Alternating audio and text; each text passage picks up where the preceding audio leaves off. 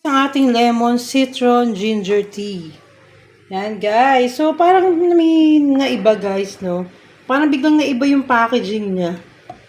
Na wala na yung gantong yellow na available or nilipat lang nila ng pwesto sa SNR guys. No, tapos ito yung binili ko eh, itong isa. Ito ata Korea. Parehas lang siyang Korea guys eh. Kaya lang, hindi ko, sliced citron, 55 lang sa kabila. Tapos dito naman sa isa, 65 yung sliced citron niya. Tapos yung honey niya, 4%. Dito 4% din. Oo. Parang, kasi ito talaga yung, itong yellow na to, ito talaga yung binibili ko noon pa. Ay, iba! Wala siyang ginger, guys. Itong binili kong bago. Honey citron tea lang pala siya. Honey lemon citron tea lang. Tapos ito ginger. Kaya pala siya nakaka-jebs din siya, guys. Kasi may ginger siyang halo. Tapos honey, tsaka citron. So, yan. So, wala na kasi akong makita, guys. So, sabi ko, bakit iba? Oo nga pala, dalawang klase nga pala yan, guys. So, nagkamali ako. So, tatlo yung nabili kong ganito. So, ito, hindi ko pa natitikman tong honey citron tea lang. Kasi ito nga pala, may kasamang ginger. Pero same price sila, guys, eh. Oo, kasi ang alam ko, mas mura to, guys. Itong isa, yung white ng honey citron tea. Tapos ito, medyo, lamang lang siya ng 50 pesos. Parang ganun, guys. So, ito, 300 plus. So, ito, mga 4 something, 410 lang ata ito. Parang ganun. So, basta magano lang yung price range nila. So, yan, sinimot natin, guys. Ilagyan natin ng yelo yung ating bottle. Yung ating botelya nito. Yung ating glass bottle. Yan. So, sasali na natin siya dito sa ating inuman, guys. Ayan, no. Kitang-kita nyo talagang buo-buo talaga, guys. Makikita nyo talaga, guys, na buo na, meron talaga siyang lemon zest, guys. Yan, no. Tapos, yun nga. So, mamaya lagyan natin ulit ng tubig to para masimot pa siya. Siyempre, kailangan natin simutin, guys, kasi nga mahal yan, no? So, bumibili na tayo, nag-i-stock na tayo nito, guys, kasi paglipat natin, medyo malayo na tayo sa SNR, guys. So, biyahe natin sa 1 hour na pagpupunta ng SNR. Hanggat nandito tayo sa location malapit sa SNR, so, bumibili na tayo, guys, ng pang-stock na natin, ng mga supply natin na kailangan natin ng ganito. Tapos, pag lumiwas na lang tayo ng Maynila, siguro doon na lang tayo bibili ulit. Or wag na, doon na lang nga din ulit sa SNR dito. SNR dito na lang, guys, 'di ba? Pag napadalaw tayo ulit ng SNR dito sa Dosena. Yan.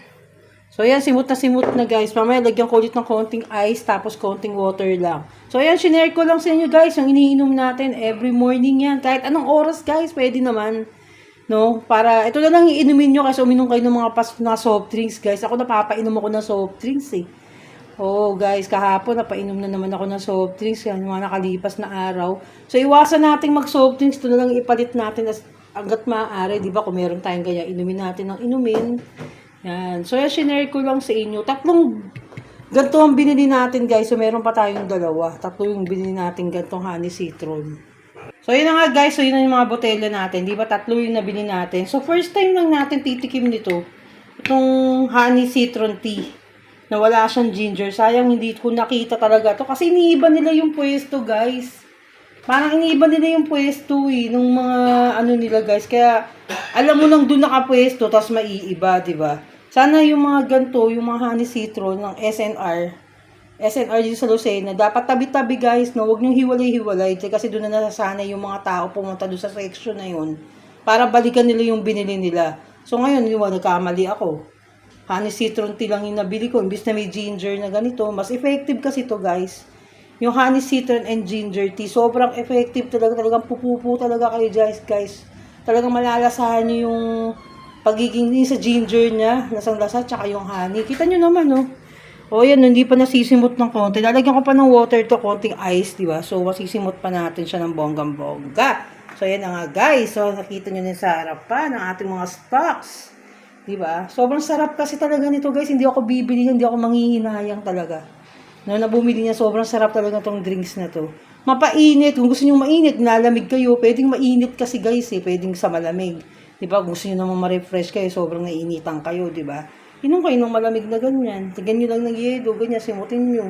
Lagay nyo dito sa ganito yung baso.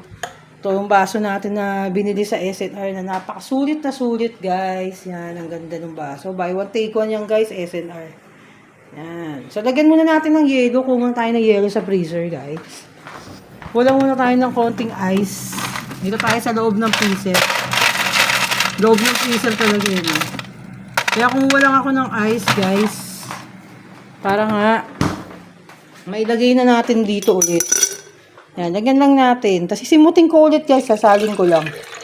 Sinasalin-salin ko lang, guys. Para simot na simot talaga siya. Para pag ilagay natin ulit doon sa baso, okay siya, di ba? Nahalo na.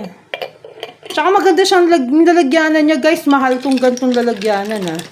Itong gantong bottle. Mahal tong ganto. Oo, guys. Kaya ang ganda rin ipunin ng ganyang mga bottles, guys. Pwede nyo, pagkatapos nyo uminom nito, di ba, gawa kayo ng suka na ginagawa ko, guys, di ba?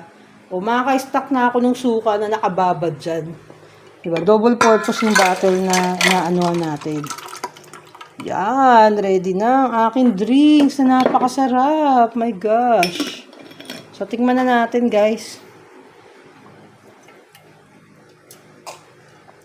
Grabe, ang sarap. Ay, nakita nyo? Ayan, yung lemon niya. Grabe, ang sarap na, guys. Sobrang sarap nito. So, yun na nga, sinare ko lang sa inyo, guys. Yung nabili natin, mga honey citron tea and honey ginger tea. Lemon ginger tea. Babu, mga kapatay gutom. Babu.